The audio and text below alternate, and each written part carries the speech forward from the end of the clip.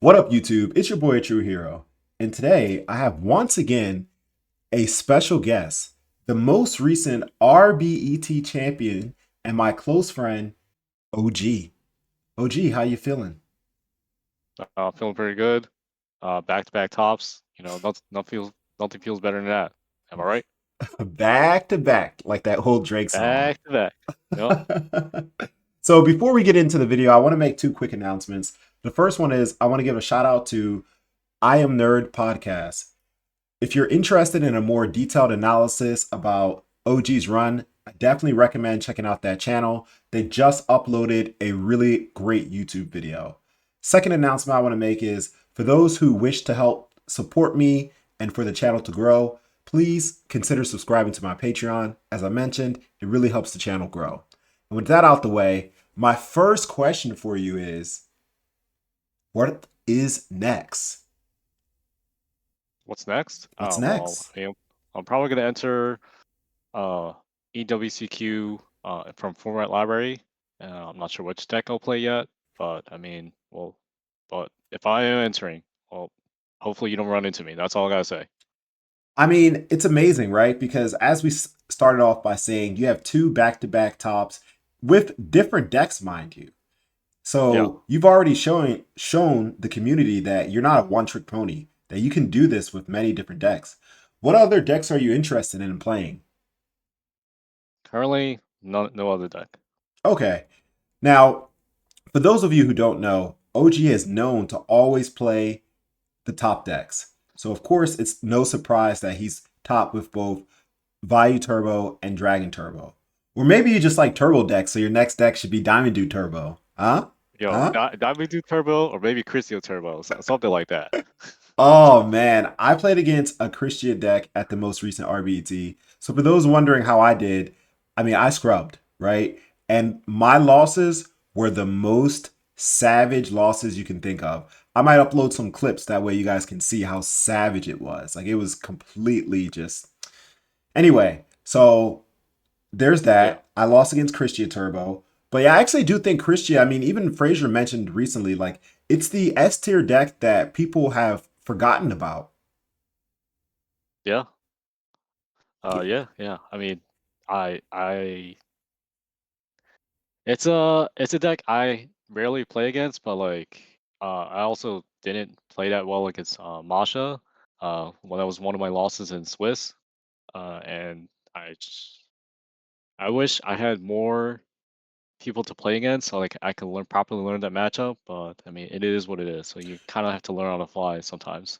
Yeah, one of the things about the three S tier decks that we just mentioned, right? So Vayu Turbo, Dragon Turbo, and Christia Sworn or Christia Turbo, whatever you wish to call it, is that two out of those three decks are not commonly played, such as Dragon Turbo and Christia Turbo or Christia Sworn, right? So a lot of people don't actually have the matchup experience to play well against those decks. Whereas Vayu Turbo is quite common throughout the meta, but even despite it being as what commonly played as it is, it still continuously wins so many events. It even won this most recent event, which was the RBT. Yep, yep. It took a winner to beat a winner. That's all I gotta say. Do you regret not playing Vayu Turbo for this event? No, because it's the Year of the Dragon. We all, Stango, Fraser, and I all came together. We're like, all right, well, it's the Year of the Dragon. We have to do something. Also, shout out to a legend, rest in peace, Akira Toriyama, creator of Dragon Ball, creator of Dragon Doctor Slump, all those good things. But yeah, Yeah, definitely big shout outs to Akira Toriyama. And for those of you wondering, right? So actually, me, Stango, Gary, Frazier, Kenny, we're all really close friends, right? Even though we have our own separate channels, we are really, really close friends. And they told me that they were all running Dragon Turbo for this event. And when I heard that, I was like, I refuse to participate in the cancer. I was like, nah, I'm not gonna do it. Okay? Like kids say no to uh, drugs. But I mean, as we uh, can see, it worked out, right? Because you managed to get a top, and even Frazier did it, quite well, and Stengel did quite well. Unfortunately, they didn't get the top eight, but I mean, they did much better than I did in the event. And just like yeah, OG said, it's the year of the dragon. Yeah, well, be on the lookout. Any dragon variant, flip dragons, trap dragons, disaster dragon, Norlaris dragon, dragon turbo. It's all coming. So that kind of brings me to my next question, right? Do you feel as though people were prepared for the Dragon Turbo matchup for this event? Like, did they side anything in particular? Or do you think that you won a lot of your matches because people don't take the deck seriously? Uh, I think it's that question is kind of like the same in a way. Uh, I think people were prepared to like play against it, but I think they maybe didn't cite properly for it. That's probably my thing. Or like how to navigate when to do certain things Right. against the deck. Right. I mean, it makes sense, right? Like I mentioned earlier, it's a deck that a lot of people actually don't have a lot of firsthand experience playing against. So naturally, if you don't have a lot of experience playing against something or doing something, you're not going to play as optimally as you would like to. Yeah. Now, So for those of you wondering, well, then, yes, I acknowledge I don't have a lot of matchup experience against the deck. How can I beat the deck? How to beat Dragon Turbo? Well, uh your boy A True yeah. Hero has a YouTube video about it. And it's Yeah, called with Hydro Pump. Yes, exactly. And it's called How to Beat Dragon Turbo. So definitely, if it's the year of the dragon, I highly recommend checking out that YouTube video. Hydro Pump is an amazing duelist as well. And he is actually the innovator, the creator of Dragon Turbo. So if anyone knows the insides and outs and how to beat the deck, it's him. So please check out that video. It has a lot of great content, a lot of great information. And if you're interested in learning more about Dragon Turbo, the matchups, the plays, what to do in certain scenarios, I also have an interview with Ghost Rider, who's also the Dragon Turbo legend at this point. He has more tops with Dragon Turbo than any other player in Edison format right now. So please check out both of those videos. You can check out Ghost Rider's tournament run. You can check out how to beat Dragon Turbo, and they will definitely help you improve at the Dragon Turbo matchup. Whether it is you decide to join the cancer and become a part of it, or rather how to play against it and overcome it. Yeah. I couldn't have said better myself. Yeah. So throughout the events, I know that you lost against Christian Warren. I know that you lost against Bayou Turbo. But what would you say Yep. your most difficult or hardest matchup was? Uh it would probably be round 8 in a Machina control matchup against GBO. That match was like really hard because we went into time, and particularly I'm not fond of going into time, but No one I was is. thinking so yeah, I agree. Uh I was thinking so much of like, how to navigate the all these scenarios. I'm like trying to play around with like certain cards, like if he could possibly have like torrential here, rear force here, and then like a Starlight Road, for example, because I think one of the games he went like set four pass, and set a monster. I'm like, oh well, I'm kind of like soul reading Starlight Road, so like I was like, okay, trying to like slowly inch my way in, but then I ended up having to play into it. That was probably my hardest matchup for me. And in addition, I also rarely play against that matchup. Like Mach Control, I never really play against it. Right. That is a deck that like people are aware of, but it's also not commonly played as well, right? So it I think it's a lot more powerful than people get it credit for. I would say it's like a B plus or A minus tier deck. There are definitely better decks to play, but still Machina Fortress is one of the most powerful cards in the Edison format. Easy summon condition, great effect. So it can present a lot of threats to people. Now, what would you say your easiest matchup was? Um, Honestly, as weird as it sounds, it was probably Black Wings. Oh, that is Yeah, surprising. it is surprising. All right, I played against two Black Wings, and I think I'm pretty sure I opened the nuts against both of them, so that's why it felt so easy. Well, I mean, if you open the nuts, every matchup is your easiest matchup. Yeah, so yeah, so in those matchups, I just non-gamed them. So unfortunately, that's just how it rolled. Yeah, I mean, I have heard from Ghost Rider himself that he said the Blackwing matchup is quite difficult. And even though I'm not a Dragon Turbo player myself, I can see how it would be difficult too because of cards like Qualut, Icarus Attack, and Royal Oppression. And a lot of Blackwing decks these days are also maining Deck Devastation Virus. So with these cards, it can make it quite difficult to pull off your OTK setups. But once again, if you open the nuts, then it just doesn't matter what they have. Yeah, so in addition to me opening really, really well, my opponents did not open very well. Right. So that contribute to that. Right. Yeah. So Dragon Turbo is really out here making a name for itself. How did you actually prepare for this event? Because you're known for playing Value Turbo, and I've known that you have played Value Turbo extensively, but you just recently picked up Dragon Turbo. I think you were playing it for less than 2 to 3 weeks, and yet you still managed to come in top eight, one of the largest Edison tournaments this year. So, what did you do in order to prepare for this event? So how I prepare was, well, this isn't my first rodeo with Dragon Turbo. I actually played this deck at the start of my Edison journey back in 2022 in RBET 4. I went 3-1. I decided to drop after losing to Raikoko, but literally the winner of the event, who was on Black Wings at the time.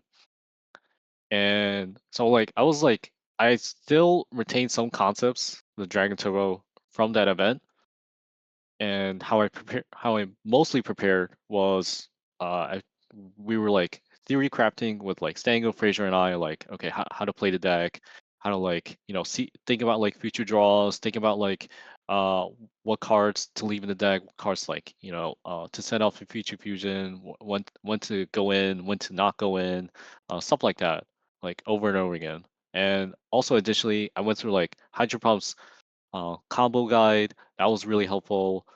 I went through go like pretty much all like Ghost Riders like Dragon Turbo content. That was extremely helpful. And that guy's so good at the game. But yeah, especially considering that this deck list is pretty much like the main deck is card for card Ghost Riders list. And that's the thing, guys. If you want to be the best, you have to learn from the best. So you know who the best Dragon Turbo players are: Ghost Rider, Hydro Pump. So if you want to learn how to play the deck, follow those people on YouTube, watch their videos, support them, and you can learn how to play the deck. If you want to become the best Hero Frog player, follow I'm Nerd Podcast. If you want to become the best Diva Hero or Blackwing player, well, you know who to follow. Did you run into any tricky situations that were difficult to play out of? Oh yeah, so many. Every time I bricked, I have to like, oh my god, how do I deal with this? Yeah, I mean that's one of the things that keeps a lot of people away from the deck is they're afraid of it bricking. But would you say that you bricked a lot throughout the tournament and were able to play out of it, or the brick games you just lost and you went on to games 2 and 3? I will say, you need a lot of bricks to build a house. The house. And then not only just any house, the House of Dragons.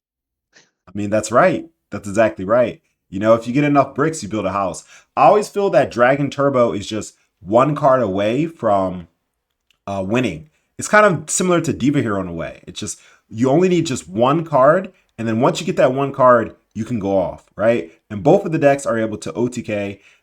In most cases, Dragon Turbo is able to do it much faster and much more efficient, but still, you're only one card away.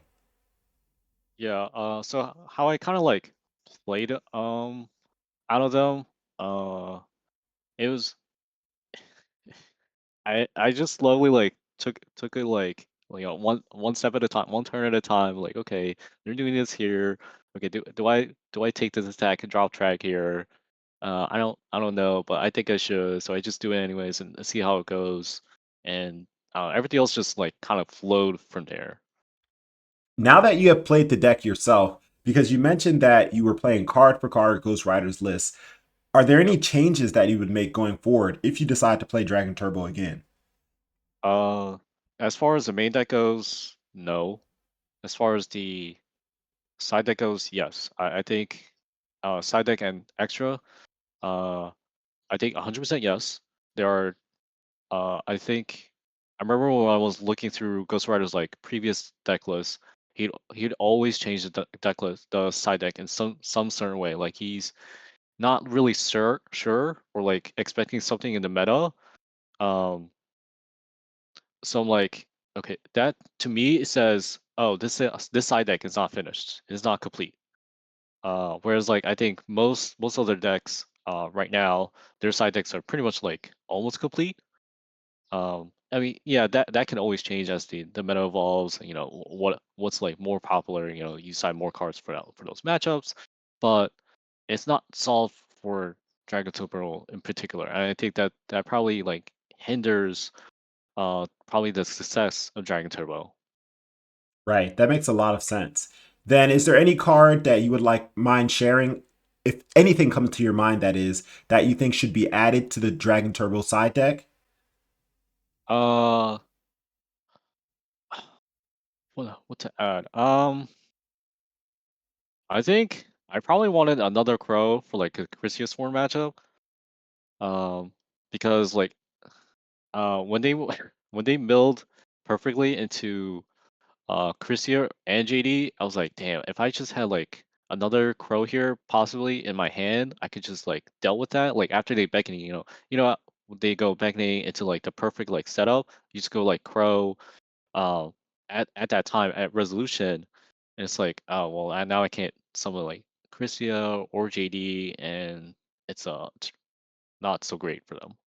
Right. Yeah, DD Crow is an underrated card in the Christian Sworn matchup because just as you mentioned, if it's done at the right time, it can stop both Christia and JD. So DD Crow is really good, especially after a beckoning. Now, I have to ask this, right? What was your MVP card of the tournament? Oh, let me think. Honestly, would have to be Super Rejuvenation. Every time I resolve that card, I plus so many times. Yeah, I think one of my matches, I think I resolved like three not physical actual copies of it because Magical Stone of Excavation just get it back, and I drew 15 cards. that is wild. That is wild. Actually, in preparation for the event, I was playing against a friend of mine who was on Dragon Turbo, and I didn't know at that time. He just messaged me and was like, "Hey, I would like to test for RBET," and then he breaks out the Dragon Turbo, and in my mind, I'm thinking like, "Bro, like I love you, but you could have just played Solitaire.